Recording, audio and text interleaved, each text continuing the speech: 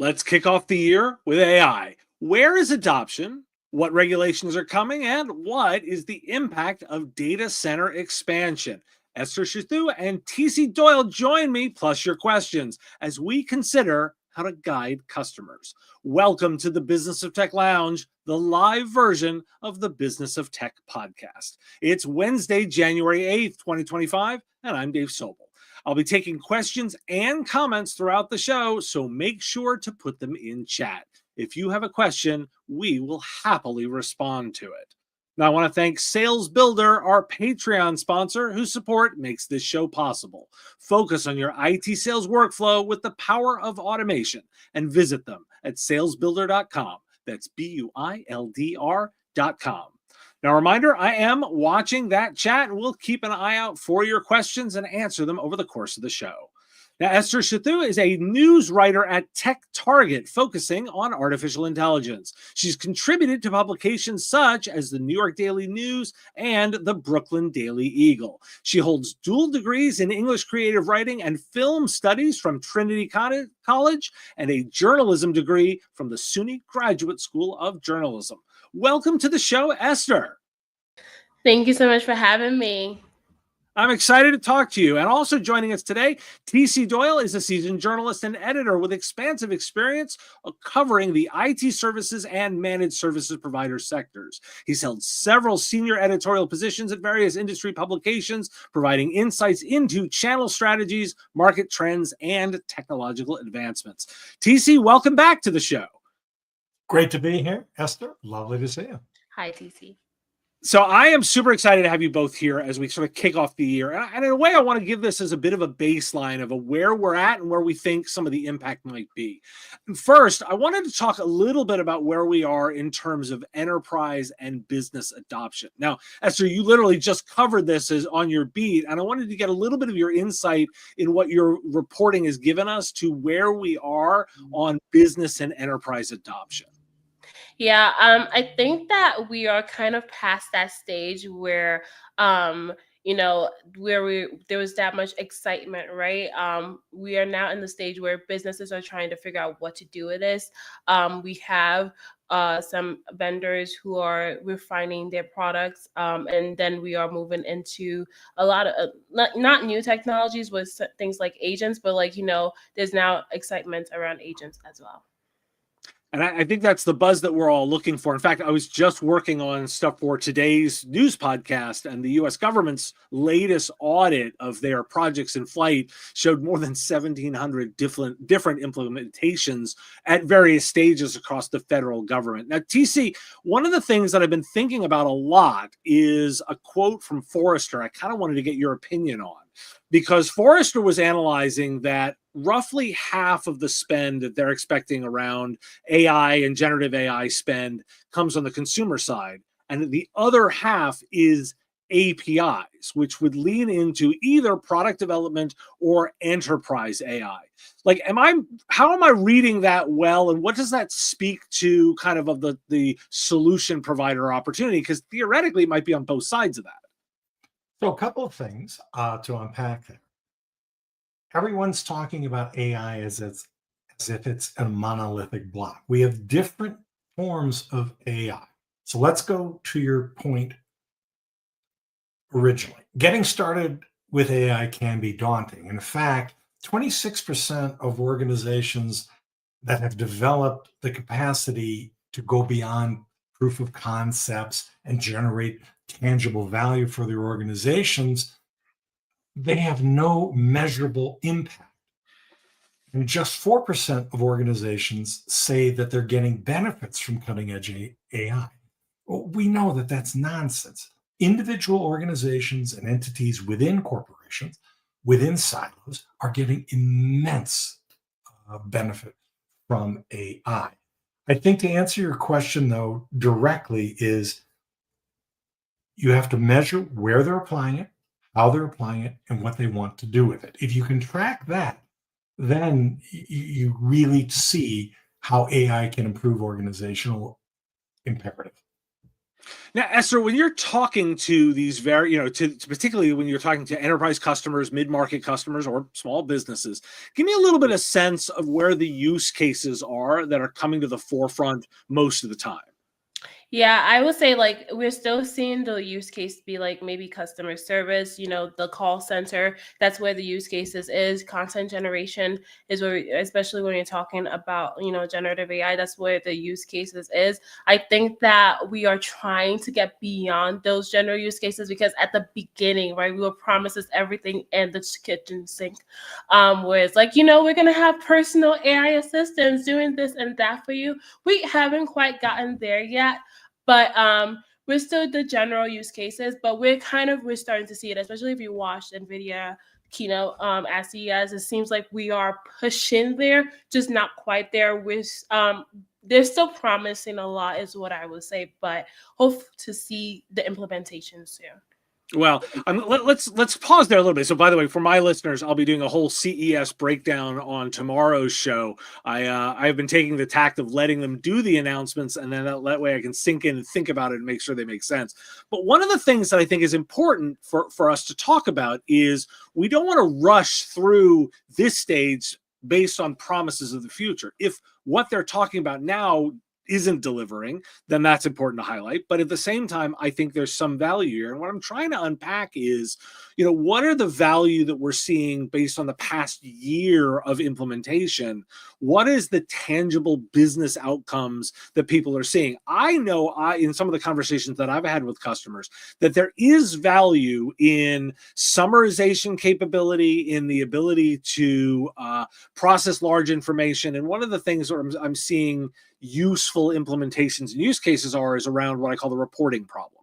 And what I mean by that is we've oftentimes had difficulty extracting information out of large databases. Either they get locked into pre-canned reports that don't necessarily give them the information they want, or they have to then use a complicated report builder to learn a new reporting language to get information out of it. But the ability to apply generative AI here actually does allow for that. But I want to make sure that we're actually getting enough value out of this before moving on to the next hype cycle. TC, how are you looking at this in terms of measuring whether or not we're actually getting good ROI on the stuff that's in the field now? To look at the use cases that Esther talked about, you've talked about, those are imperative. So what we're finding is AI is evolving, and we're getting past generative AI, which requires a lot of human input every time to exact an outcome. But we're going to get to agentic AI, which is the big buzzword for 2025, and that's going to open up a whole new class of use cases. What do I mean by agentic AI? Agentic AI can use large language models to act autonomously on behalf of humans to exact specific things. Think about go-to-market strategies, sales strategies in particular, marketing strategy. It can conduct campaigns. It can isolate and identify user profiles. It can fire up email systems. It can warm up emails so they don't get blocked. All of this can be done in background, autonomously, monitored by humans. But when you start thinking about the use cases, whether it's an interactive, bot that helps you, book an airplane or book a trip, or whether it's something that helps you launch a campaign, we are starting to see the use cases explode in terms of these new agents. Microsoft has them, Salesforce has them, Landbase has them, Google has them. This is a whole new world, and this, I think, will take root in 2025. So, Esther, I'm gonna bounce that off of you and say, like, in terms of reporting, how much of what you're seeing out there in agentic AI is happening versus is being promised, particularly thinking about in the context of NVIDIA and their keynotes recently and Salesforce? Yeah, I think that in terms of agentic AI, I would say I don't think a lot of it is being delivered quite yet. I think it's nice that you can maybe have an AI agent do coding for you or all of this. And I still think that part of it is that there's confusion about what exactly is AI agents. That's why whenever I speak to like analysts or even vendors, I'm always asking, what exactly is an AI agent to you, right? Because at first we had this confusion with Microsoft Copilot. What is it a Copilot? Is it not a Copilot? And now we have AI agents. And what I would say on the one hand of it is what is the very much like having robots do stuff for you. And right now we're just now seeing like, oh, we are having large language models drive these agents to perform tasks, right? We're still at the very beginning stages, in my opinion. I want to watch for this because I think it's interesting. Sometimes we're not always aware of the use cases that are happening in the field because that's their competitive advantage. But at the same time, when they're having success, a lot of companies want to brag about it because they want more of that. Now, I want to pivot us, particularly because you've done some reporting around some of the regulation that's coming here, because this is a space that is moving quickly, but at the same time, regulators are starting to be concerned about some of the potential unexpected outcomes. On top of that, I think regulators are also looking at how they can apply existing laws and existing frameworks to this existing piece. Give me a little bit of the breakdown of what you've been reporting on this so far. Yeah, when I talk, I don't really do a much reporting or regulation. We have Mackenzie Holland who does a lot of that. But when it comes to AI, the I guess the main thing is the fact that there isn't that much regulation, and we don't really expect much regulation in this year following the shift in government. But yeah, a lot of people always say that regulation takes slowly to follow technology, and that's what we continue to see with AI. Obviously, we have the EU AI Act, but other than that, it's just continuing to be slow. Obviously, we also have states taking things into their own hands, and a lot of people expect that will be what happens in this year. So TC, I'm dying to get a little bit of a thought on the business opportunity here, because one of the things I find interesting is, of course, in compliance is the fact that you can create entire businesses out of the fact that there is complexity and regulation. If that isn't going to happen in AI, in a way, are we potentially holding back a portion of the service provider market, or is an open free for all kind of a good thing to look for in 25? I'm going to reframe that, Dave, if I may. Regulation will always lag innovation. We saw it when Uber and others came into fore, and they took the taxi regulation, or whether it's Airbnb, and they just destroyed governance and regulation. So I think the fact that we need to respect that innovation is going to lead regulation is just baked into the situation. However, and Esther's done some writing, and I've read on some of her stuff.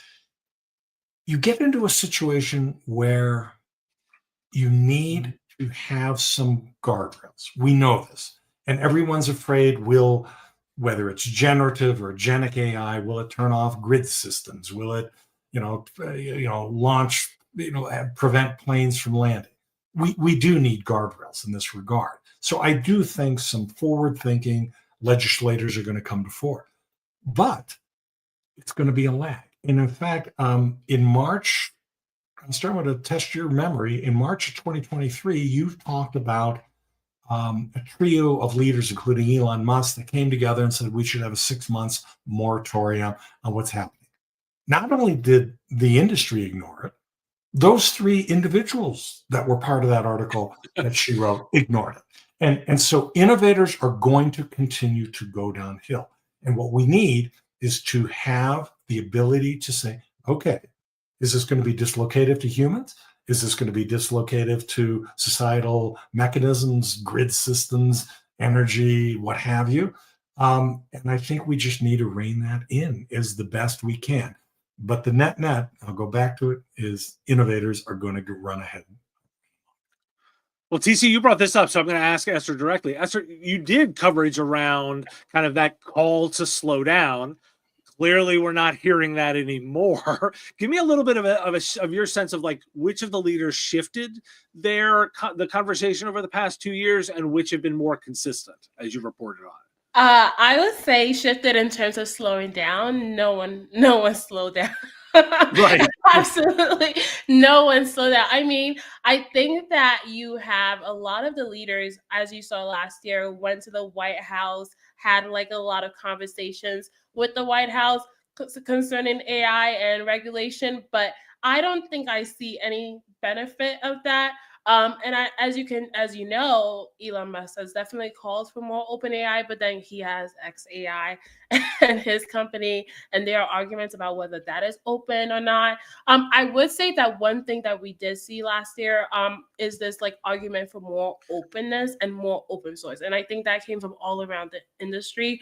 And there were even questions as to whether Meta Llama is open, and so I think the conversation is undercurrent. Whether it will lead to regulation, I think that we might have to wait a couple of years to see. Well, I think that's something we're going to keep an eye on. And a reminder for those of you that are watching, if you've got a question, drop it into chat. We will definitely address it here. Now, for both of you, I want to kind of bring up something else that I've been thinking about, and I want to get kind of your perspectives a little bit on it, particularly because I've been thinking about the impact of all of the data center builds and the energy demands that we're starting to see come out there. We're seeing, Microsoft trying to gear up nuclear fusion reactors for a 3 Mile Island. We're seeing Google and Amazon have conversations about building out theirs. Microsoft just announced $80 million of new investments in data centers. It's interesting to me then to note that the model makers themselves aren't making any money. The more that they put, Anthropic, OpenAI, not profitable yet.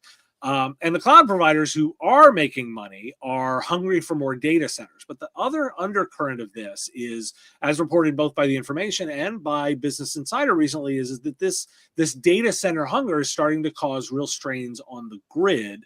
And that may cause cost to get pushed out to end customers. And as I've been thinking about this, I see the potential for end customers to get what I'm calling the double whammy of AI costs, where the model makers are going to need to figure out a way to make money, and data centers are going to cause strain on energy demands, causing customers to pay more money for energy. Mm-hmm. So in fact, you may be in a situation where AI is causing rising costs on both sides. So Esther, I'm going to first sort of ask you, tell me a little bit about what the vendors in this space are talking about costs.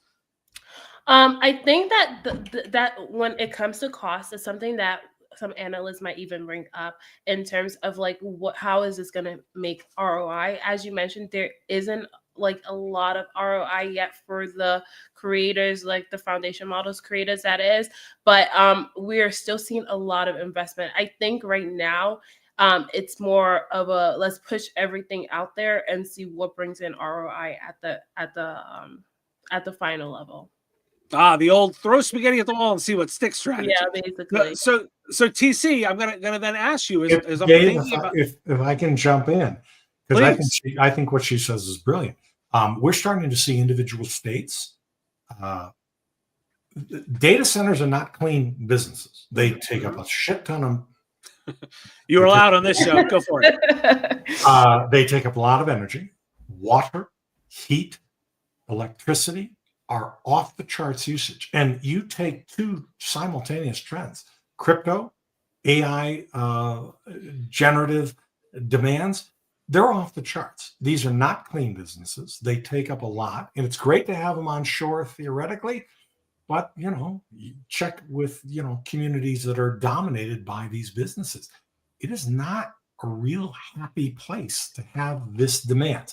However, to Esther's point, the demand for these are off the charts. The runaway. It's just going to be endless.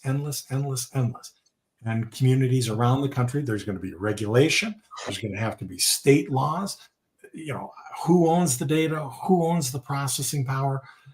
Wow. There's just all kinds of implications that have to be, discussed and eventually deliberated. So my question then, Yeah, go ahead, Esther. And I was going to say, I think that the cost is more than just money, right? The cost is also, like you mentioned, TC data, right? I have conversations a lot about what is this idea of data ownership, right? And, with AI, there is that idea of like, where are you getting your data from and who's sourcing it? So I think when it comes to the end customer and when it comes to the consumer, not only are you being hit with, you're being hit when it comes to your pocket, but you're also being hit when it comes to your data and the data that you own as well.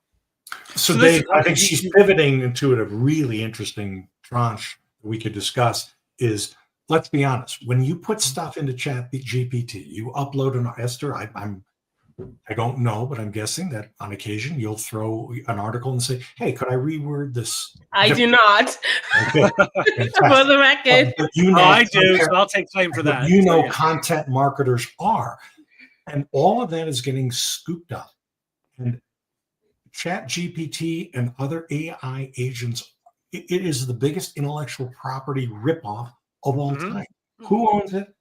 If you put it in there, if somebody else that you send it to and they upload it, now who owns that data? There are all kinds of ramifications. And Esther, I don't know how much of reporting you've done in intellectual property discussions, but do you have any thoughts on that? Yeah, I mean, that's actually something that I'm pretty interested in terms of like ownership, right? I think that obviously we report on Tech Target on the business side, but I think when it comes to the ownership of like the data of the consumer, I think there definitely needs to be a little bit more guardrails and more regulation, as we were speaking about before, because it's everyone, no one is protected, right? And so a lot of times last year you have whether it's OpenAI or Anthropic being like, well, if you read the fine print, you can opt out of us using our data. And it's like, who's reading that? Who is actually going to say, I'm reading the fine print that's going to make me opt out? And I think there needs to be a lot more protection for people regarding that.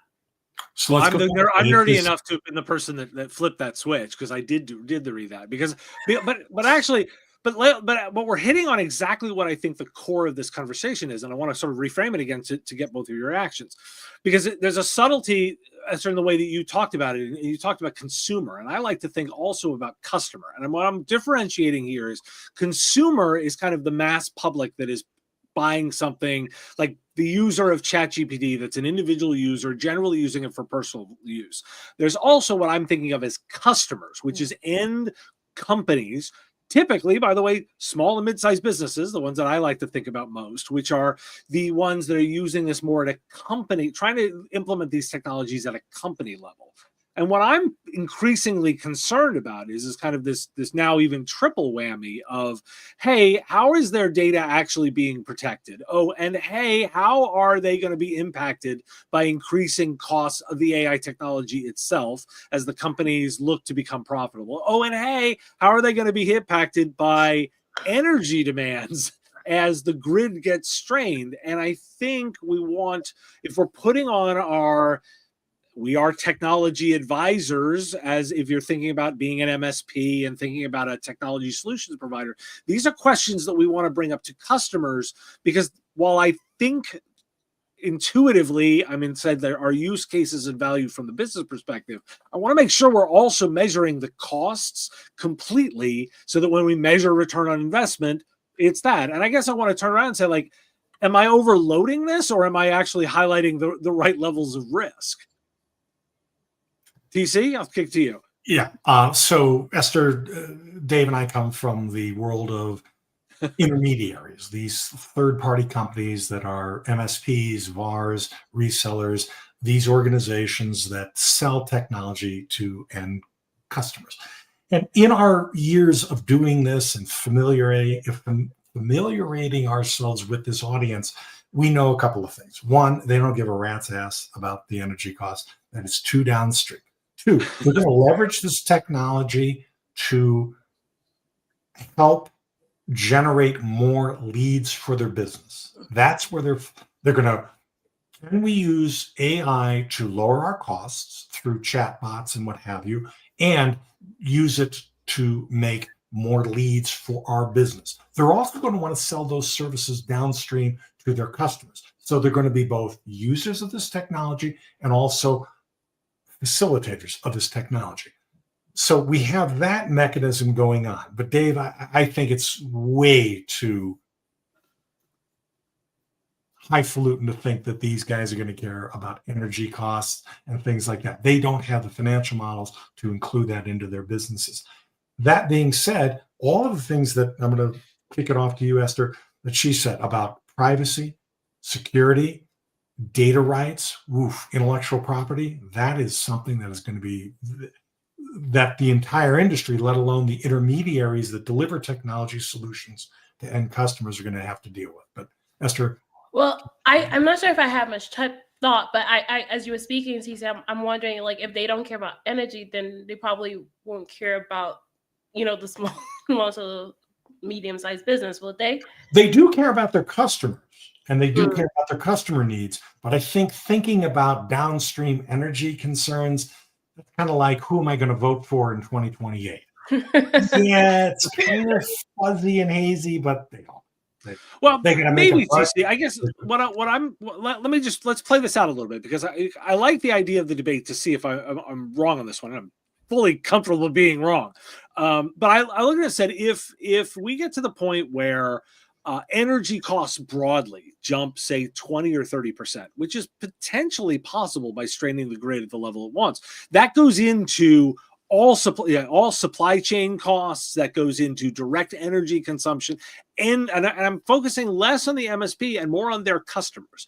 If energy costs broadly jump by a significant amount by strains on the grid, are we looking at a situation where people start caring about energy costs? There is no mechanism on earth where a small business, a medium-sized corporation, or Fortune 500 company can suddenly take a jump in operating costs of 20%.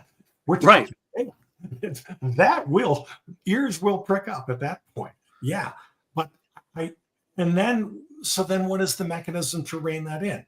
Do we regulate, crypto farms that are just, soaking up, grid energy off the charts, or AI? At that point, then yes, 20%, yeah, people will respond. Okay.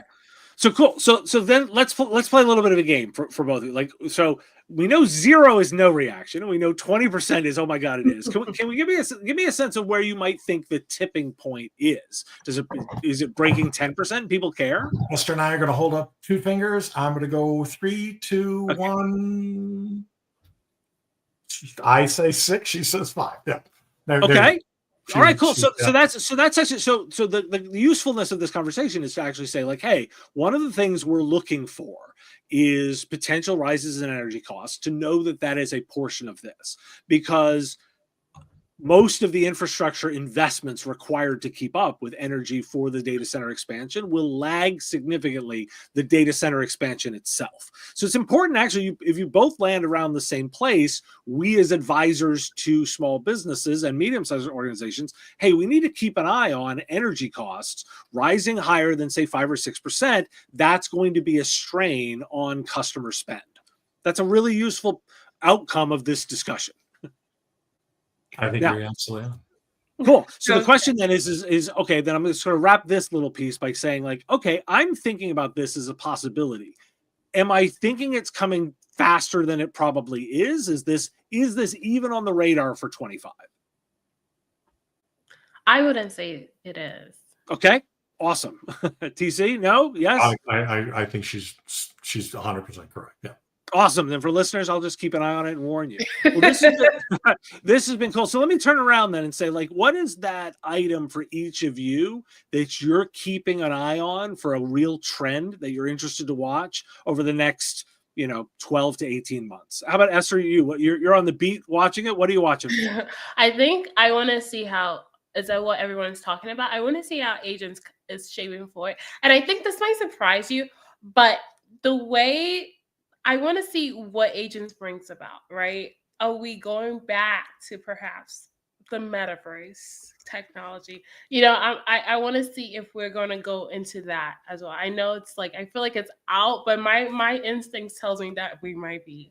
So TC, what's the one you're watching this year? It leverages what she just said.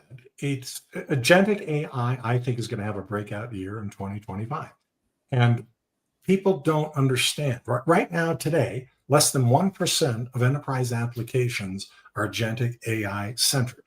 By 2028, a third of them will be. So what does that mean? Well, generative AI requires input. You and I use ChatGPT. We have to type in our prompts, we have to type in our information, and then we get stuff back. Agentic AI can autonomously do a lot of what we are trying to do.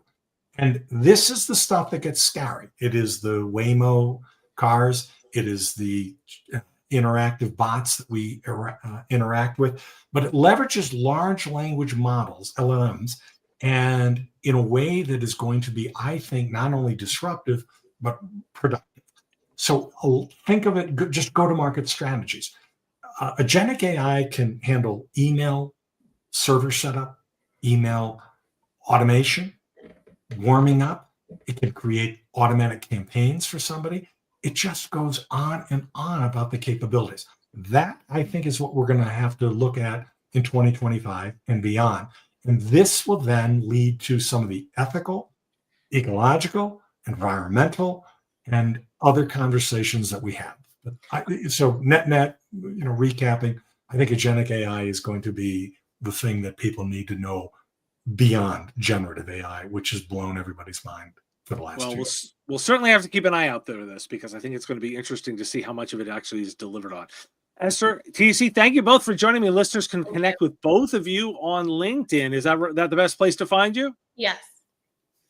Awesome. Well, I look forward to having you both back. This has been great fun and topical in that I want to preview an interview that's on my YouTube channel already. As I talked to Danny Tomset, he's the CEO of Unique. We talked about agentic AI. He's talking about the transformative potential of AI-powered digital humans in enhancing customer interactions and driving brand loyalty.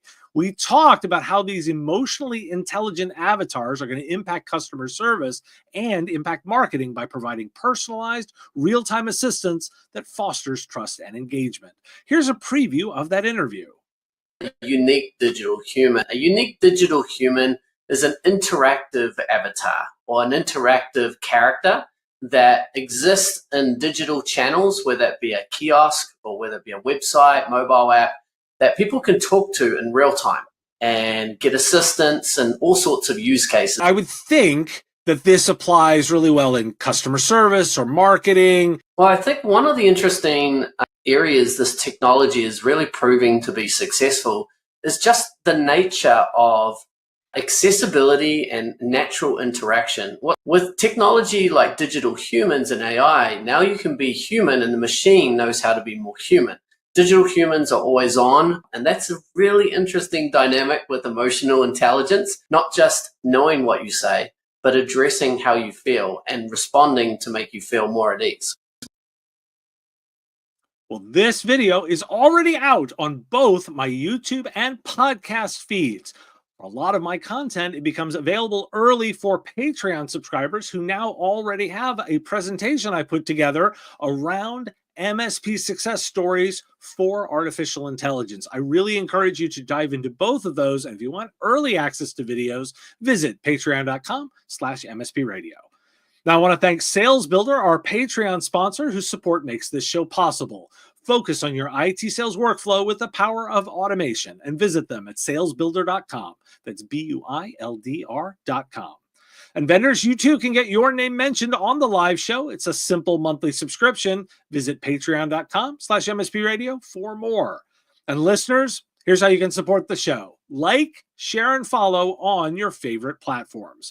If you want to support directly on Patreon, use our Give What You Want model. You set what you think the content is worth, and you get access to videos early.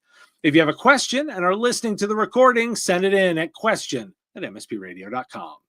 Thanks for joining me for the Business of Tech Lounge, and I will see you next time.